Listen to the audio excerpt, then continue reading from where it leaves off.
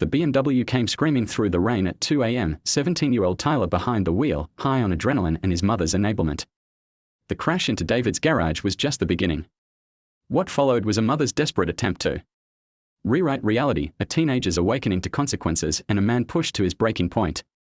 When Karen Morrison demanded David pay for her son's car repairs while standing in the wreckage of his destroyed workshop, she had no idea she was about to discover just how far a quiet man would go to protect what he'd built with his own hands. Some crashes destroy more than just property, they shatter the illusions we live by. The sound of splintering wood and crushing metal tore through the night like a scream. David Hernandez bolted upright in bed, his heart hammering against his ribs as the echo of destruction reverberated through his small ranch house.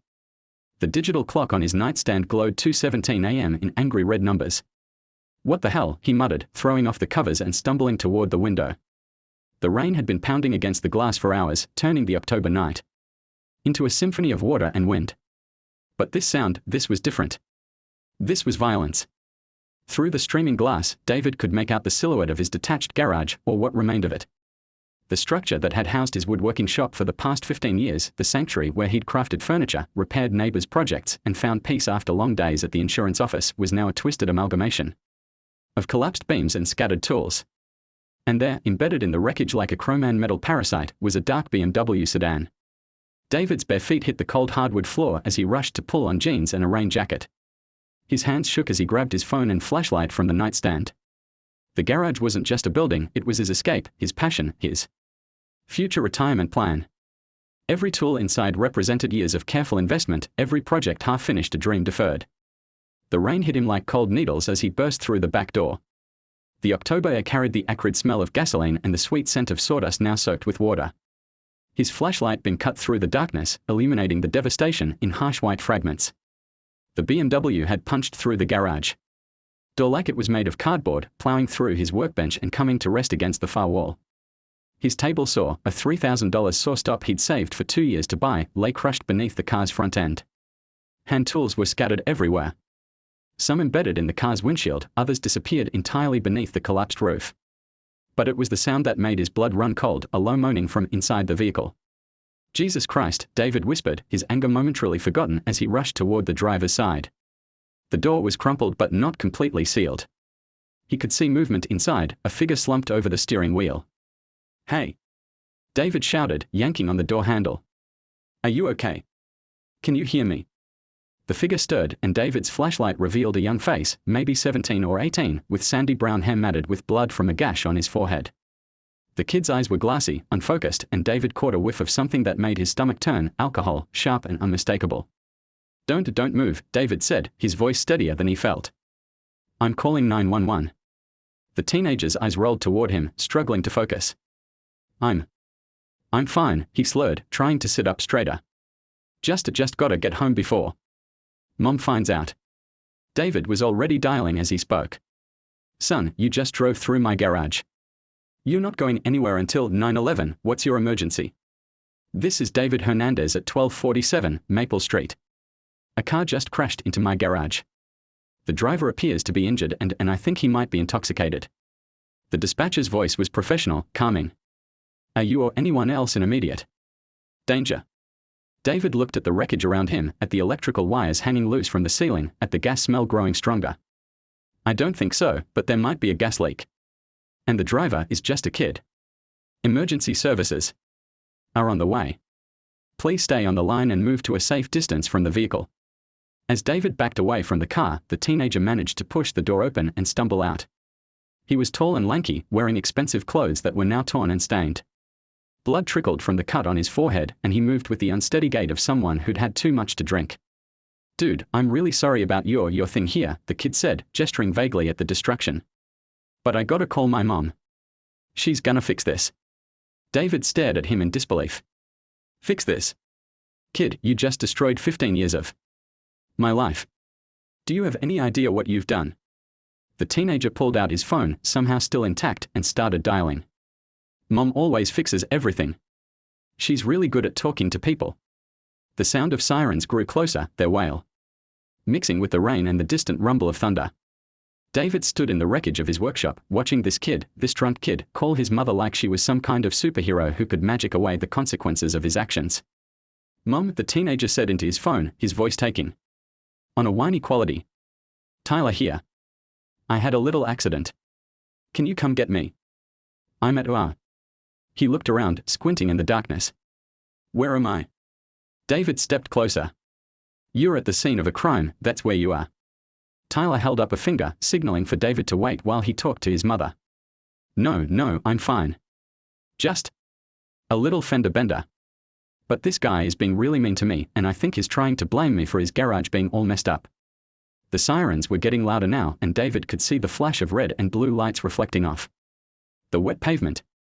He watched Tyler continue his conversation, his voice growing more animated as he spun his version of events.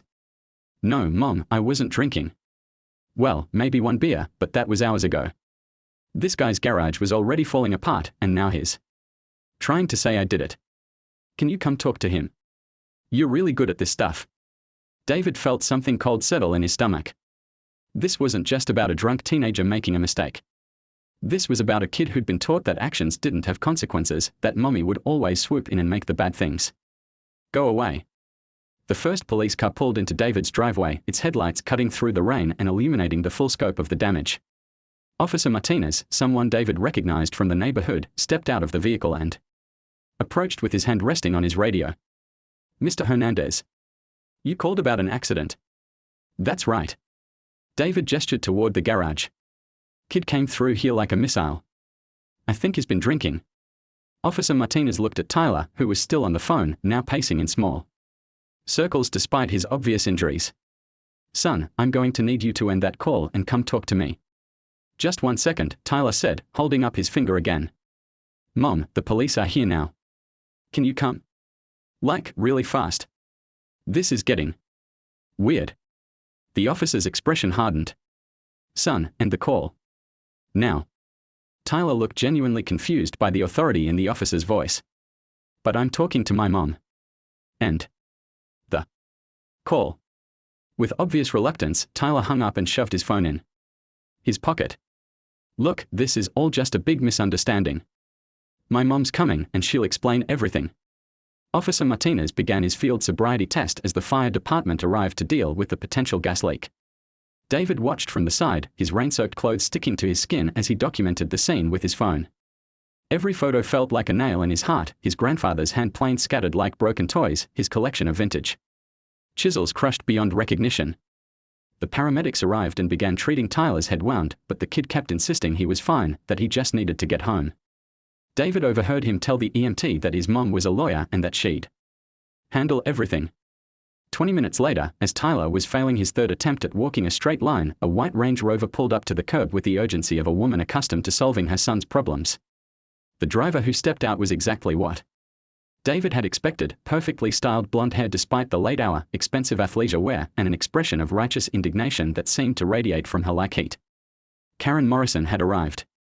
She stalked across the wet grass in her designer shoes, her phone already pressed to her ear. "Yes, I need to speak to Lieutenant Davidson. This is Karen Morrison. My son is being harassed by your officers and I want this resolved immediately." David watched her approach, noting how she avoided looking at the destroyed garage, how her eyes stayed fixed on Tyler and the police officers surrounding him. She was already constructing her narrative, already deciding what reality she was willing to accept. "Tyler, baby, are you okay?" she called out, still on her phone. "Don't say anything to anyone until I get there." Officer Martinez looked up from his paperwork. "Are you the registered owner of the vehicle?" "I'm his mother, and I'm here to take him home." Karen's voice carried the tone of someone accustomed to being obeyed. "This has clearly been blown out of proportion. Your son crashed into this man's garage while under the influence. He's going to be arrested for DUI and arrested." Karen's voice rose an octave. "He's just a child. And look at." The next morning arrived grey and cold, the storm having passed but leaving behind the kind of dampness that seeps into everything. David stood in his kitchen, staring out at the wreckage of his garage through the window while his coffee grew cold in his hands. The insurance adjuster wouldn't arrive until noon, and he'd already called in sick to work, the first time in 3 years. His phone had been ringing since 6 a.m. "David, this is Mark from Channel 7 News. We heard about the incident at your home and would like to delete." "Mr. Hernandez, this is Jennifer Walsh from the Morrison family attorney's office. We'd like To discuss a settlement that would be beneficial to all parties. Delete. Dave, it's your brother Miguel. Saw the news online. Holy shit, man, are you okay? That one, he'd answered. Miguel had driven over immediately, bringing coffee and the kind of righteous anger that only family could provide. He was outside now, helping David pull salvageable tools from the wreckage. His contractors are cataloging the damage with professional precision. This is easily 60 grand in tools alone, Miguel called out, holding up a mangled router. And that's not counting the lumber, the half-finished projects, or the building itself. David nodded, making notes in the composition notebook he'd started carrying. Every item mattered now. Every screw, every piece of wood, every hour of labor. He'd invested in building his workshop. He'd learned long ago that insurance companies respected documentation more than emotion. Mr. Hernandez. David looked up to see a young woman in an expensive suit picking her way carefully across the wet grass. She carried herself with the practiced confidence of someone used to delivering bad news in a way that sounded like good news. I'm Jennifer Walsh, from Morrison, Blackwell and Associates. I believe someone from our office tried to reach you this morning. Miguel straightened up, his expression darkening. You're kidding me. They sent a lawyer already. I'm here to discuss a resolution that would be favorable to everyone involved, Jennifer said, her smile never wavering. The Morrison family wants to make this right. David set down his notebook. Your client's son destroyed my workshop while driving drunk. What exactly is there to discuss? Well, that's just it.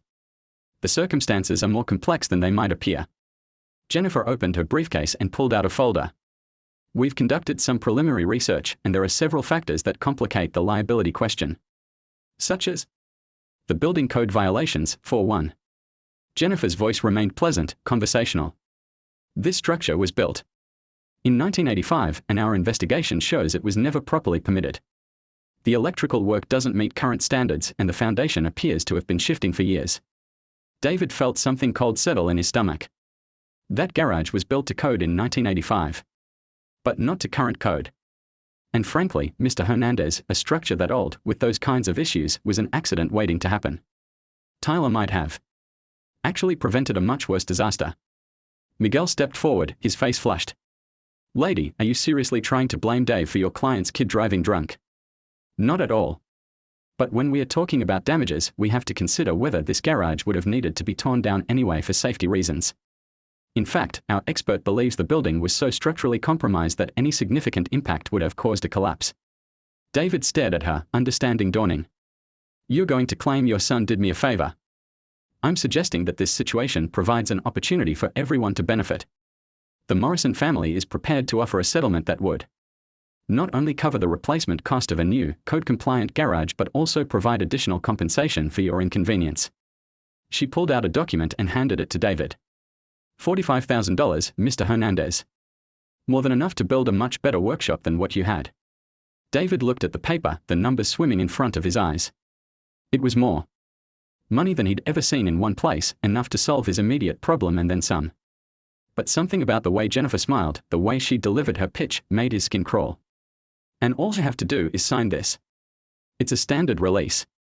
You acknowledge that Tyler's actions, while regrettable, were not entirely responsible for the damage to your property. In exchange, you receive compensation that exceeds the actual value of what was lost. Miguel snatched the document from David's hands. This is bullshit. It says Dave can't pursue any further legal action, can't talk to the media, and has to acknowledge that Tyler was just the final straw in a building that was already falling down. It's a fair settlement, Jennifer said, her tone remaining level. Much better than what Mr. Hernandez might receive if this goes to court. Litigation is expensive, time-consuming, and unpredictable. This way, everyone wins. David took the document back and read it slowly. The legal language was dense, but the meaning was clear. Sign this, and Tyler Morrison would face reduced charges.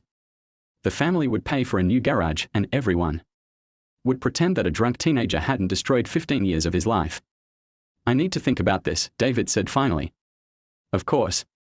But I should mention that this offer is time-sensitive. The family wants to resolve this quickly, before things get complicated. Complicated how? Jennifer's smile flickered.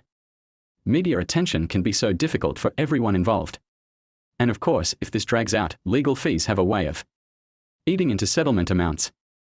The family is being very generous right now, but that generosity has limits. After she left, David and Miguel sat on the back porch, the settlement offer lying between them like a live grenade. The morning sun was trying to break through the clouds, but the air still held the chill of the storm. 45 grand is a lot of money, Miguel said carefully. It is. But that's not what's bothering you. David shook his head. You should have seen her last night, Miguel. The mother. She looked at this place, at me, and I could see exactly what she was thinking. That I was small. That I was someone she could buy. Maybe she's right about the garage, though. I mean, that foundation has been settling for years, and the electrical. The electrical was fine. David's voice was sharp. I rewired that place myself 5 years ago. Every outlet, every switch, every breaker. It was safer than most houses in this neighborhood. Miguel was quiet for a moment. So what are you going to do? Before David could answer, his phone rang. The caller ID showed his insurance company. Mr. Hernandez.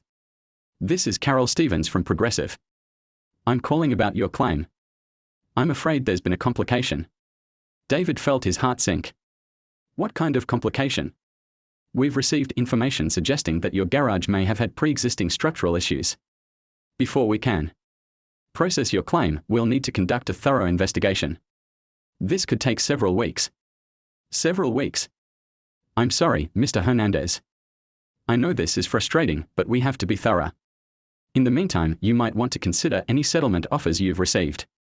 Sometimes it's better to resolve these matters quickly. David hung up and stared at his phone. The timing was too perfect, too convenient. Somehow, the Morrison family had gotten to his insurance company. They are playing hardball, Miguel said, reading his expression. They are playing dirty. David's phone buzzed with a text message from an unknown number. Mr. Hernandez, this is Tyler Morrison. I'm really sorry about your garage. I know my mom's lawyers are handling everything, but I wanted to say sorry personally. I made a really bad mistake. David showed the message to Miguel, who frowned. Kid's probably not supposed to be contacting you directly. Probably not. David typed back, thank you for the apology. I hope you understand how serious this is. The response came quickly, I do now. I'm in a lot of trouble. My mom says not to worry, but I know I messed up bad. Is there anything I can do to make this right? David stared at the message, hearing the echo of the scared kid from last night, the one who'd called for his mother as the police car pulled away. Maybe there was more to Tyler Morrison than just another spoiled rich kid. Maybe. Tyler, the best thing you can do is tell the truth about what happened. Don't let your mother's lawyers turn this into something it's not. A long pause, then, I can't. She's my mom. David felt a mixture of anger and pity. The kid was caught between his own conscience and a mother who'd spent his entire life teaching him that consequences were for other people. His phone rang again. This time it was a number he didn't recognize. Mr. Hernandez. This is Detective Sarah Chen with the County Prosecutor's Office. I'm calling about the Tyler Morrison case. Yes? I wanted to let you know that we'll be filing formal charges against Mr. Morrison. DUI, reckless driving, and destruction of property. But I also wanted to discuss some concerns that have been raised about the case. David's grip tightened on the phone. What kind of concerns? The defense has filed a motion claiming that your garage was structurally unsound and that Mr. Morrison's actions were not the primary cause of the collapse. They are arguing that the real issue is negligent maintenance of a dangerous structure. That's ridiculous. I agree, but they have expert witnesses and a lot of expensive lawyers. They are going to try to shift the blame to you, Mr. Hernandez. I want you to be prepared for that. After the call ended, David sat in silence. 3 weeks later, David sat in the cramped office of attorney Marcus Webb, surrounded by towers of legal documents and the smell of old coffee. Webb was nothing like the polished lawyers the Morrisons employed. He was a scrappy public defender turned private attorney who took cases on contingency and had a reputation for taking on impossible fights. They are good, Webb said, flipping through the Morrison legal team's latest filing. I'll give them that. They've managed to turn you from victim to villain in under a month. David's countersuit papers lay spread across the desk like battle plans. In the 3 weeks since the accident, the Morrison family had filed claims for Tyler's medical expenses, pain and suffering, and property damage to their BMW. They'd also launched a whisper campaign suggesting that David had been negligent in maintaining his garage, that he was trying to profit from a teenager's mistake, and that he was the kind of opportunistic plaintiff who clogged up the courts. How much are they claiming? David asked, though he wasn't sure he wanted to know. $200,000. Tyler's medical bills, therapy for the trauma of the accident, and diminished value on a car that's worth more than most people's houses. David felt sick. I don't have that kind of money. That's the point. They are trying to force you into bankruptcy so you'll drop your claims and disappear quietly. Webb leaned back in his chair. But they made a mistake. What kind of mistake? Webb smiled, the expression sharp as a blade. They got cocky. Karen Morrison has been running her mouth to anyone who'll listen, and she let slip some things that contradict their official story. David's phone buzzed. Another text from Tyler, can we meet? I need to tell you something important. David showed the message to Webb, who raised an eyebrow. That kid's been texting you for weeks. What's he want? I think he wants to tell the truth. His mother know about these conversations? I doubt it. Webb was quiet for a moment, thinking. You know what? Set up a meeting. Public place, record everything. If the kid's ready to break ranks, we need to hear what he has to say. An hour later, David sat in a booth at Henderson's Diner, the kind of place where truckers and construction workers came for coffee and pie. Tyler arrived exactly on time, looking smaller than David remembered. The arrogance from the night of the accident was gone, replaced by something that looked like shame. Mr. Hernandez, Tyler said, sliding into the booth. Thank you for meeting me. Your mother know you're here. Tyler's laugh was bitter. My mother thinks I'm in therapy. Which I am, technically. But Dr. Martinez thinks I need to take responsibility for what I did, and Mom thinks Dr. Martinez is an idiot. David stuttered the teenager across from him. Tyler had a bandage on his forehead where the cut had been, and his hands shook slightly when he reached for his coffee cup. You look like hell, kid. I feel like hell. I haven't slept more than 2 hours a night since the accident. Every time I close my eyes, I see your garage collapsing. Tyler's voice was barely above a whisper. I keep thinking about what would have happened if you'd been in there. But I wasn't. But you could have been. And my mom keeps telling me that none of this is my fault, that you're just trying to take advantage of us, but I know that's not true. Tyler looked up, meeting David's eyes for the first time. I know what I did. David felt something shift in his chest. 3 weeks ago, he'd wanted nothing more than to see this kid face consequences for his actions. Now, looking at Tyler's hollow eyes and trembling hands, he realized that the kid was already being punished by his own conscience. Tyler, what really happened that night? I was at Madison Crawford's party. Her parents were out of town, and she had kegs and everything. I knew I was drinking too much, but everyone was doing it, and I didn't want to look like a loser. Tyler's voice grew stronger as he continued, as if telling the truth was giving him strength. Around midnight, I got a text from my mom asking where I was. She does that sometimes, checks up on me when she can't sleep. I panicked because I knew I was too drunk to drive, but I also knew she'd freak out if she found out about the party. So you drove anyway? I thought I could make it home before she got suspicious. I'd done it before, driven when I probably shouldn't have. Mom always said I was a careful driver, that I was responsible. Tyler's laugh was hollow. She kept telling me that even after I got my second speeding ticket. David pulled out his phone and set it on the table. Tyler, I'm going to record this conversation. Is that okay? Tyler nodded. I want people to know what really happened. Tell me about the accident. I was driving too fast for the conditions. The rain was coming down hard, and I was trying to text my mom back to tell her I was almost home. I saw the turn onto Maple Street too late, and when I tried to brake, the car just slid. Tyler's hands were shaking harder now. I remember thinking that maybe I could make it look like something else happened. Maybe I could say I swerved to avoid a deer, or that there was black ice.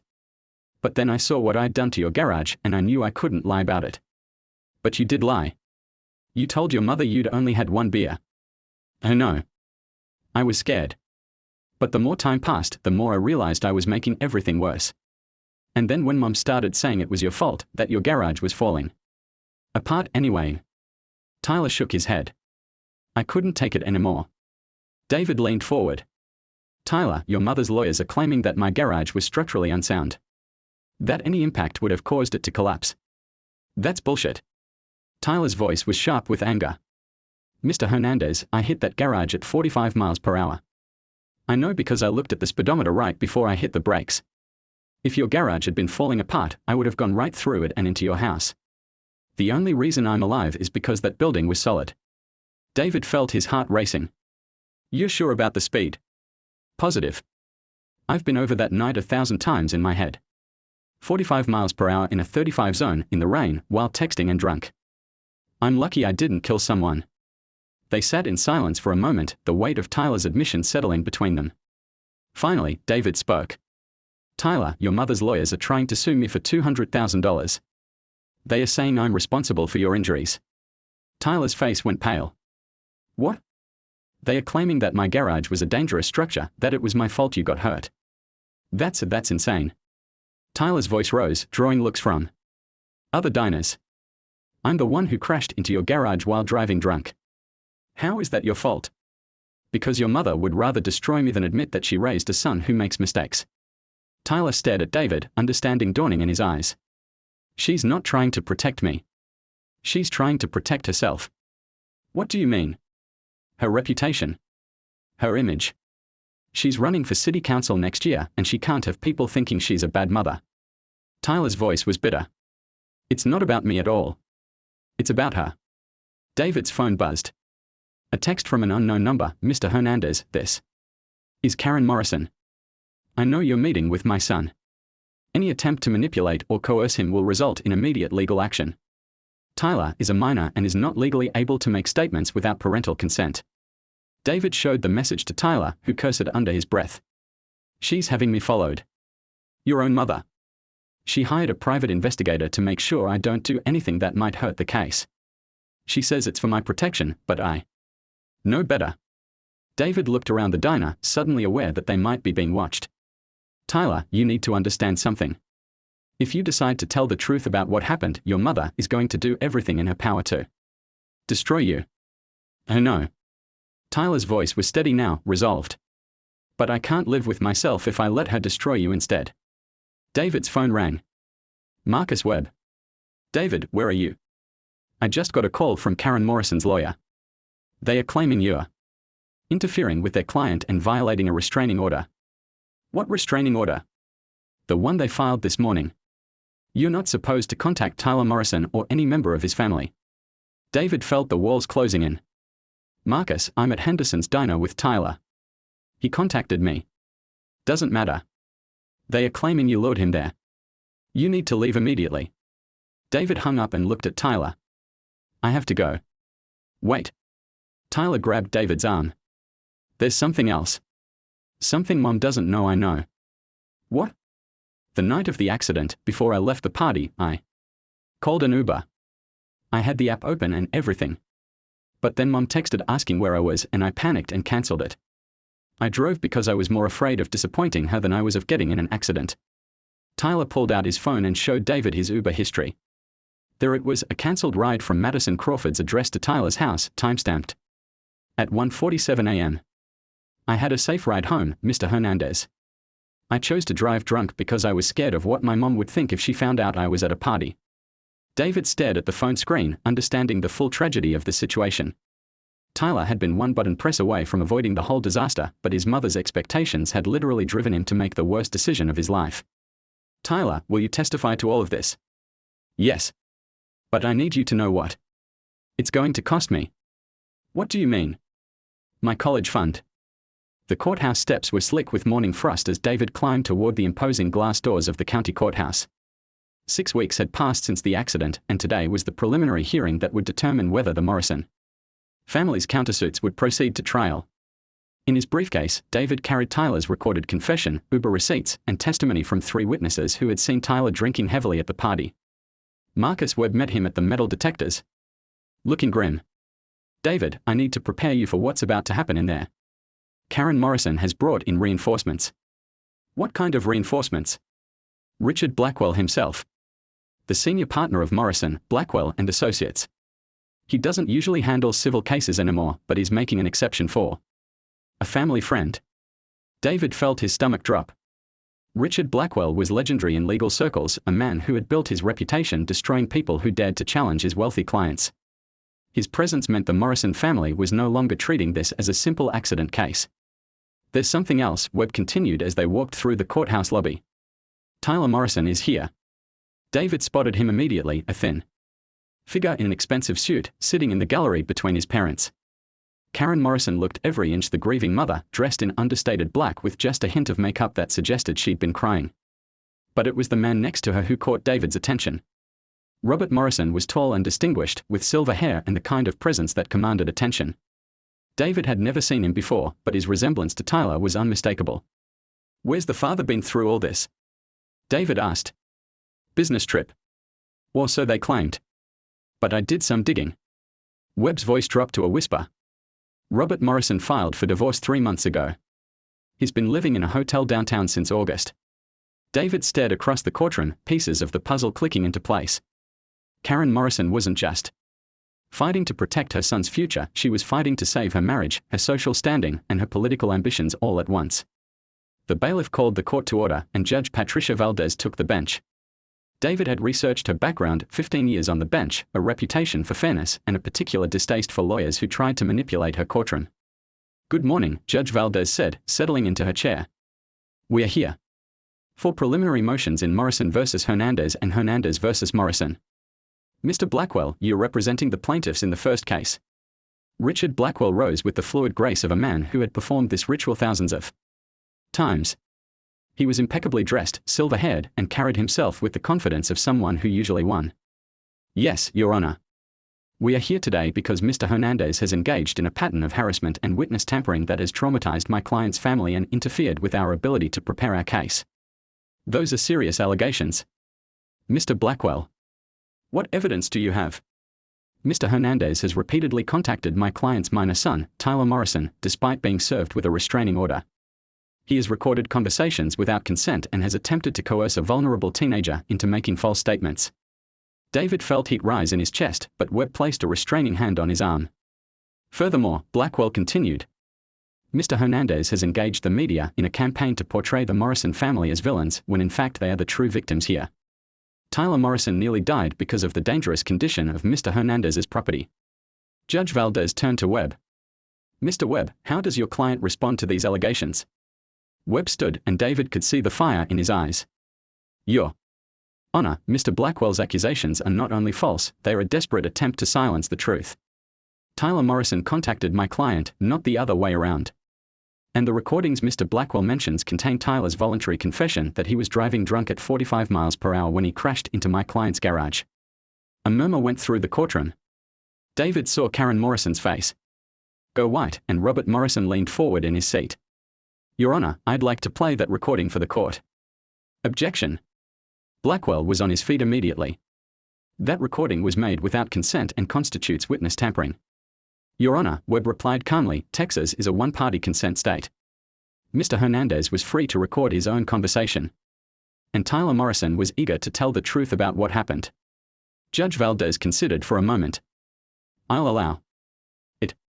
But Mr. Webb, this better be relevant to the motions before the court." Webb pressed play on a small speaker, and Tyler's voice filled the courtroom. "I was driving too fast for the conditions. The rain was coming down hard, and I was trying to text my mom back to tell her I was almost home. I saw the turn onto Maple Street too late, and when I tried to brake, the car just slid." David watched the Morrison family as Tyler's voice continued. Karen's face had gone from white to red, her hands clenched in her lap. Robert was staring at his son with an expression David couldn't read. And Tyler himself was looking down at his hands, his shoulders shaking slightly. "I hit that garage at 45 miles per hour, the recording continued.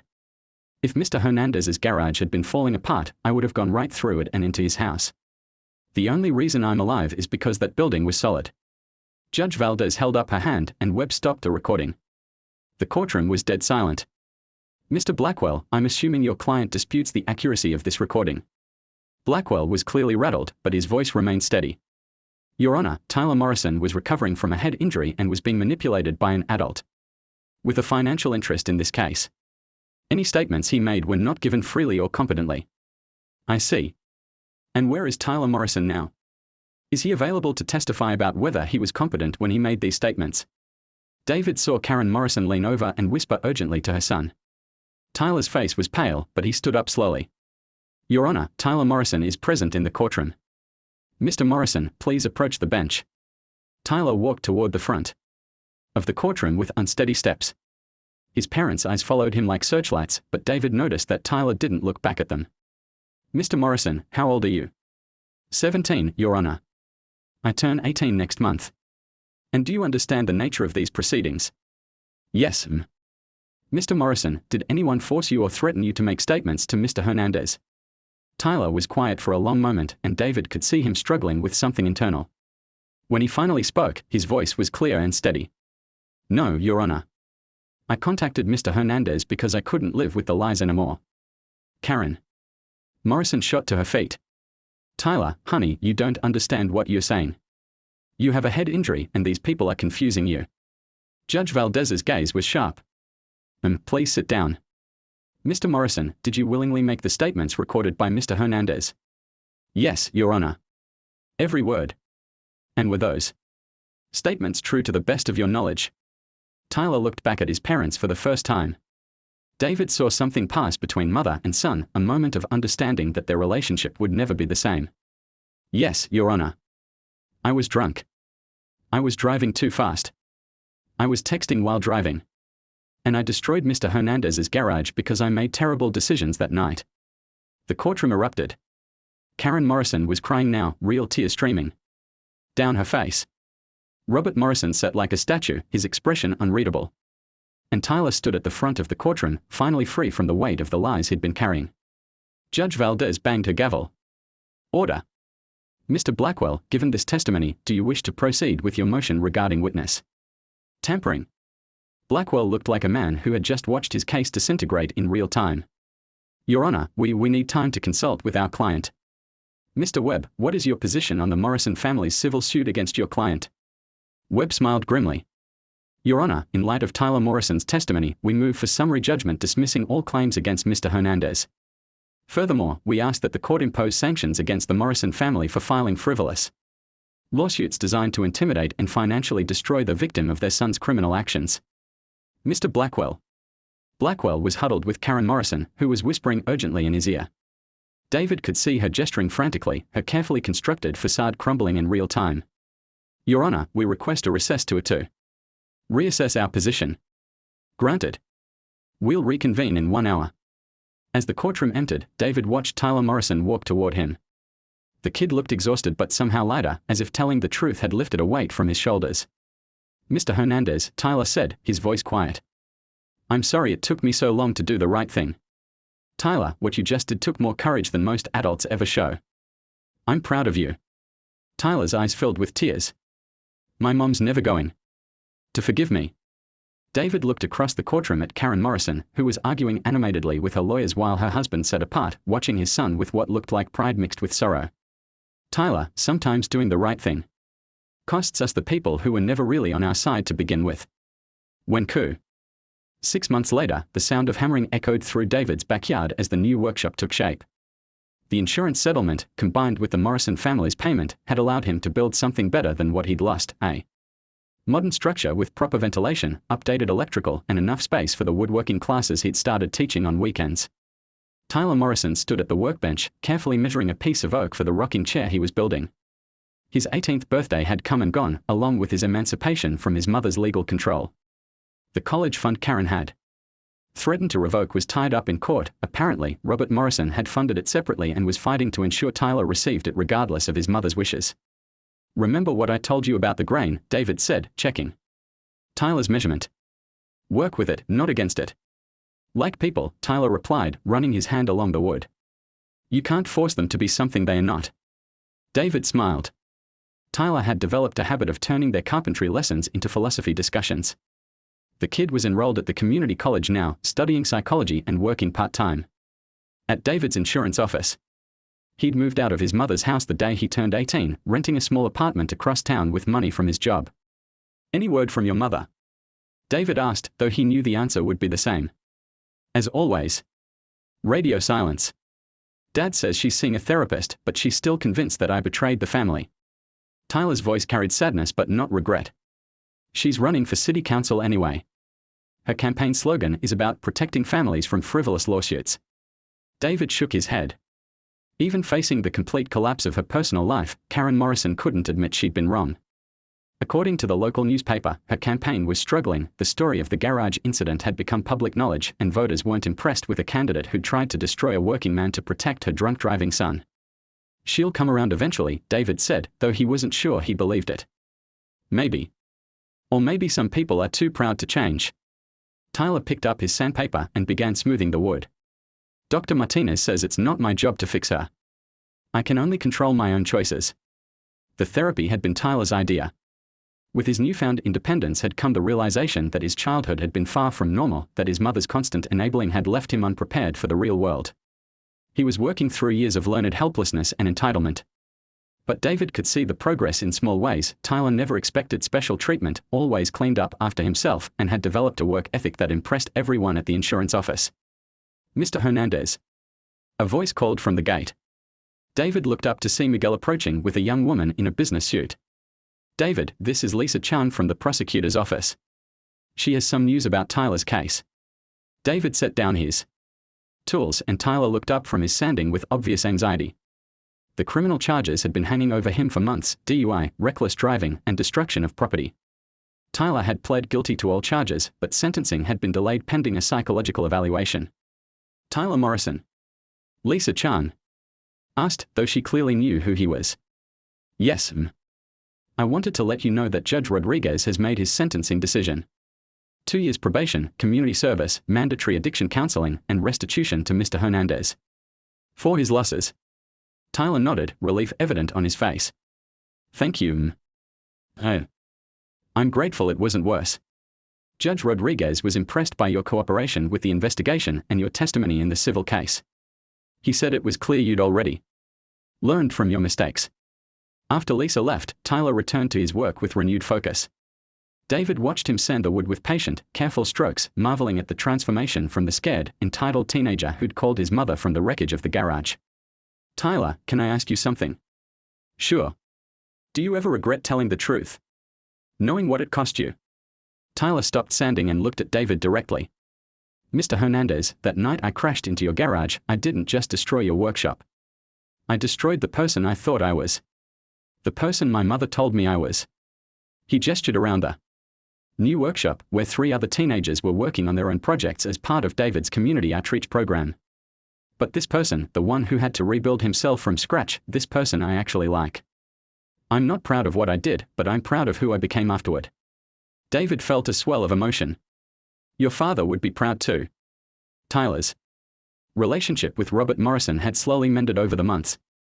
The divorce was proceeding, but Robert had made it clear that his son's honesty had actually restored his respect for him. They had dinner together every Sunday, something that had never happened when Robert was married to Karen. He is proud. He told me yesterday that I'm the first Morrison in 3 generations to actually face consequences for my actions. Tyler resumed his sanding. Apparently, the family's been buying their way out of trouble for decades. The afternoon wore on, and one by one, the other students finished their projects and headed home. Tyler stayed behind, as he often did, to help David clean up and prepare for the next day's classes. You know what's funny? Tyler said as he swept sawdust from the floor. I used to think that having money meant never having to worry about anything. But Mom was worried all the time about her reputation, about what people thought, about maintaining control. She had everything but peace. And now? Now I live in a studio apartment, drive a 10-year-old Honda, and work for minimum wage. But I sleep through the night. I look at myself in the mirror and like what I see.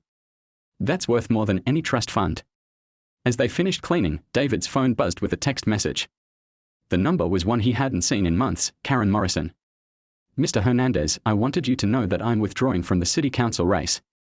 I also wanted to apologize for the pain I caused you and your family. I'm not expecting forgiveness. But I needed you to know that I understand now how wrong I was. Please take care of my son. He's become a better man than I ever taught him to be. David showed the message to Tyler, who read it twice before handing the phone back. Her, Tyler said quietly. That's it. Just her. I spent 18 years waiting for my mother to see me as I really was. It turns out I had to become someone completely different before that could happen. Tyler smiled sadly. Maybe this is her way of letting me go. David looked at the young man who had become something like a son to him over the past months. Tyler still carried scars from the accident, physical and emotional, but he'd used them to build something stronger. Tyler, what do you want to do after community college? I want to be a counselor. Specifically, I want to work with kids whose parents have too much money and too little sense. Kids like I used to be. That's going to be hard work. The best work usually is. As the sun set over the new workshop, David felt a contentment he hadn't experienced in years. The garage he'd lost had been a place where he worked alone, pursuing his own projects and dreams. This new space was something different, a place where broken things were repaired, where young people learned that their hands could create instead of destroy, where second chances were crafted one careful cut at a time. Tyler was putting the finishing touches on his rocking chair, the piece that would mark his completion of David's woodworking program. It was beautiful work, careful, patient, built to last. "Who's this for?" David asked. "My dad. He's getting remarried next month to his secretary from 20 years ago. Apparently, they reconnected after the divorce proceedings started." Tyler smiled. "She's pregnant. I'm going to be a big brother." "That's wonderful news. Dad says he wants to do better this time. Be a real father instead of just a wallet." Tyler ran his hand over the smooth wood of the chair. "This is for the baby. Something handmade, something that shows I care." David watched Tyler work, thinking about the strange journey that had brought them here. A drunk teenager's moment of recklessness had destroyed one man's workshop and nearly ruined two families. But from that wreckage, something unexpected had grown, a friendship built on truth, a young man's transformation, and a workshop that served the community instead of just one person. "Tyler," David said as they prepared to lock up for the night, "I need to tell you something." "What's that?" "The night you crashed into my garage, I lost the workshop where I built things alone. But because of what happened, because you chose to tell the truth, I gained something I never expected." "What?" "A son." Tyler's eyes filled with tears, but he smiled. "And I gained a father who taught me that real strength comes from facing your mistakes, not running from them." They walked out of the workshop together, leaving behind the smell of sawdust and the tools they'd use tomorrow to continue building not just furniture, but lives, relationships, and the kind of character that couldn't be bought or inherited. 6 months after a BMW had torn through David's garage like a wrecking ball, both men had learned that sometimes the most destructive moments in life were also the most transformative. Sometimes you had to lose everything to discover what really mattered. And sometimes, if you were very lucky, you found a family in the ruin.